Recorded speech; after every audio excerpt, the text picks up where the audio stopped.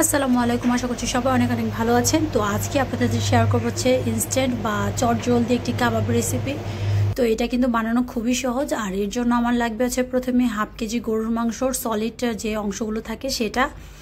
আর গরুর মাংসের বদলে কিন্তু আপনারা খাসির মাংস দিয়েও করতে পারেন অথবা মুরগির মাংস দিয়েও করতে পারেন।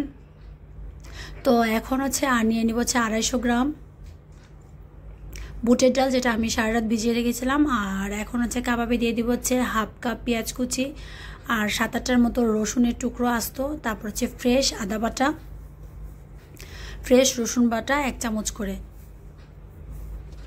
আর এই কাবাবে কিন্তু এই ফ্রেশ মশলাটা দিলে কিন্তু টেস্টটা খুব ভালো আসে আর খেতেও কিন্তু দুর্দান্ত স্বাদের হয়।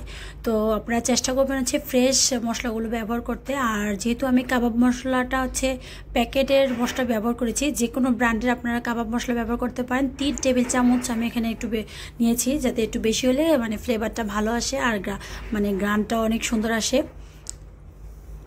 আর সেই সাথে দিয়ে দিব হচ্ছে 1.5 চা চামচের মতো লবণ, আর দিয়ে দিব হচ্ছে 4 টেবিল চামচের মতো সয়াবিন তেল অথবা রান্নার তেল আপনারা ব্যবহার করবেন, তাহলে কিন্তু কাবাবটা খুব সুন্দরভাবে হবে। তো এখন হচ্ছে সবগুলো মশলা দেওয়ার পর আমি হচ্ছে প্রেসার কুকার এটাকে সিদ্ধ করে নিব।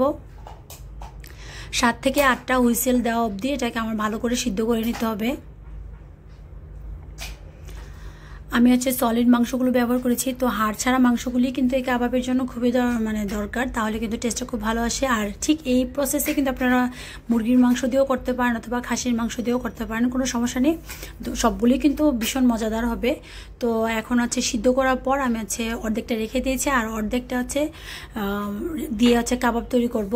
তো অর্ধেক পেস্ট নিয়ে নিয়েছি, আবারও পেঁয়াজ কুচি দিয়েছি পছন্দ মতো হাফ কাপের মতো, তারপর দিয়েছি কাঁচামরিচ কুচি, এটা আপনারা টেস্ট অনুসারে নিয়ে নেবেন। তারপর হচ্ছে ধনেপাতা দিয়েছি হচ্ছে হাফ কাপের মতো, তাহলে কিন্তু ফ্লেভারটা ভালো আসে। আর আপনারা কিন্তু চাইলে পুদিনা পাতা অ্যাড করতে পারেন, পুদিনা পাতা অ্যাড করলে কিন্তু আরও বেশি ফ্লেভারফুল হয়, আরও বেশি সুগন্ধি আসে কাবাবগুলো থেকে, আরও বেশি খেতে ভালো লাগে। তো আমার কাছে যেহেতু এখন পুদিনা পাতা নেই, তো আমি হচ্ছে ধনে পাতা ব্যবহার করেছি। তো আমি চাইবো মানে আপনাদেরকে সাজেস্ট করব, যেহেতু পুদিনা পাতা দিলে কিন্তু এটাতে খুব মজা হয়। তারপর দিয়ে দিব হচ্ছে 1 চা চামচের মতো গরম মশলা গুঁড়া, আর তারপর দিয়ে দেবো আবার স্বাদ অনুসারে একটু লবণ। আর এখন দিয়ে দিব হচ্ছে একটা ডিম, যেহেতু আমি অর্ধেকটা রেখে ফ্রিজারে রেখে দিয়েছি, ওইটা ফ্রিজে রেখে দেবো, যখন দরকার তখন হচ্ছে মানে খেয়ে নেব। আর এখন হচ্ছে অল্প করে আমি আপনাদের সাথে শেয়ার করছি, অর্ধেকটা রেখে দিয়েছি আর অর্ধেকটা দিয়ে শেয়ার করছি। তো এখন হচ্ছে আমি ডিমের কুসুম সহকারে একটা ডিম দিয়ে দিয়েছি। আপনারা চাইলে কিন্তু ডিমের কুসুমটা বাদ দিয়ে শুধু সাদা অংশ 2টা ডিম দিয়ে কিন্তু করতে পারেন, তাহলে কিন্তু যে ভাজার সময় তেলের উপরে যে ফেনা ফেনা থাকে এগুলো আর থাকবে না। তো এখন হচ্ছে ভালো করে মেখে নিচ্ছি আমি। আর সেই সাথে হচ্ছে ভালো করে মেখে নেওয়ার পর আমি হচ্ছে এতে দিয়ে দিব পেঁয়াজের বেরেস্তা দিলে কিন্তু এই মানে কাবাবটা কিন্তু খেতে খুবই ভালো লাগে। তো পেঁয়াজের বেরেস্তাটা দিয়ে আবার মেখে নেব। আর দেখবেন যে কোনো কাবাব জাতীয় আইটেমগুলোতে কিন্তু পেঁয়াজের বেরেস্তা দিলে ভীষণ ভালো লাগে। তো পেঁয়াজের বেরেস্তাটা দিয়ে নেবেন, তারপর হচ্ছে ভালো করে মেখে তারপর তেল আমি এক চুলাতে গরম বসিয়ে দিয়েছি। আর এখন হচ্ছে তেলে আপনারা পছন্দের মতো শেপ দিতে পারবেন, যে কোনো শেপে। তো আমি হাত দিয়ে হচ্ছে করে সুন্দর করে দিয়ে দিব, আপনারা চাইলে কিন্তু হাত দিয়ে গুল গুল করে চ্যাপটা করে দিতে পারেন।